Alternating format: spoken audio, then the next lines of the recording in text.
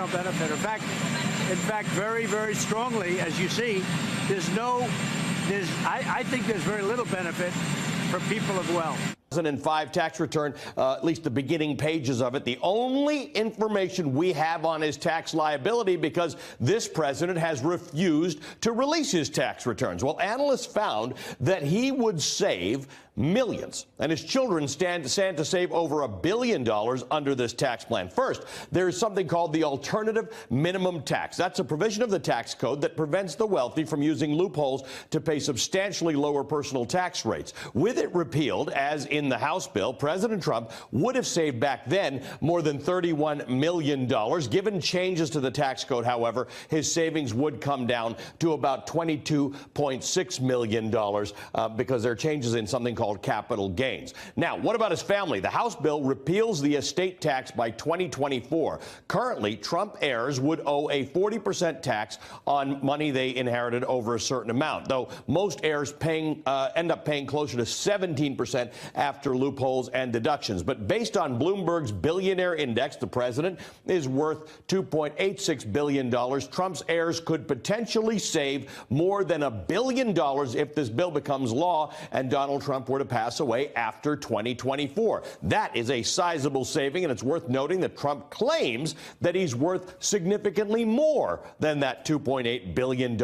If he's telling the truth about that, this one item in the bill would be worth billions with an S to the Trump family. One more provision of interest, lowering the rate for pass-through companies to 25%. That's a category that many of President Trump's businesses fall into. The drop from the current statutory rate of 39.6%, it's a little complicated because when you have one of these entities, some of the money flows through to you personally and you pay it at the highest marginal tax rate. If that were to drop to 25%, there would be a saving for Donald Trump, but there isn't enough information on that tax form from 2005 that I showed you, and you'd have to see more information to see just how much. But you know for a fact that would be a tax saving. All right, the author of that analysis, by the way, a lot of the material I just used there, is a tax expert with Markham LLC, Maury Cartine. Maury, good to see you. Thank you for being with us. Thank you. Maury, you and I saw each other earlier before we got on the show. And again, one thing I've said is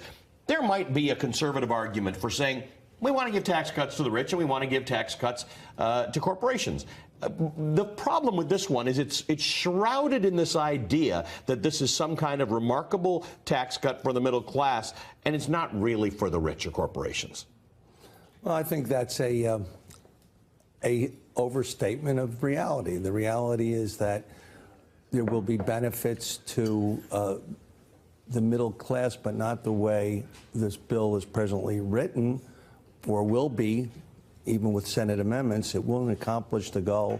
There's a lot of parts of that bill that are very harsh on middle income and upper middle income people, most notably the change in the state and local tax deduction, including property taxes. That would be very, very difficult for Americans to be able to get through in the metropolitan area, New York, New Jersey, Connecticut. Let's look at cutting the corporate tax rate, because the entire idea behind it was let's cut the rate and close the loopholes. Yet, from what I see, I don't see any loopholes that have been cut. You're simply cutting the corporate tax rate and the loopholes remain. Well, one important loophole has been cut, actually. And it's a loophole that's been used by many people, and that is to increase the unlimited Medicare tax by repealing an exclusion for a limited partner share of profits that were previously excluded from self-employment tax, and also to have S-corporation profits subject to self-employment tax. So in that regard, a long-standing loophole going back to 1977 for at least limited partners will be repealed, and that probably is a good thing. But as far as other loopholes go, I don't think deducting state and local taxes is a loophole. And if you look at President Trump's AMT, if you look in the AMT in that year, most people would quickly have a knee-jerk reaction and say, well, the AMT is the result of losing the state and local tax deduction because that was an add-back under AMT purposes. If you look at Donald Trump's total itemized deductions in that year, they were only $17 million in change. That does not create $31 million of alternative minimum tax.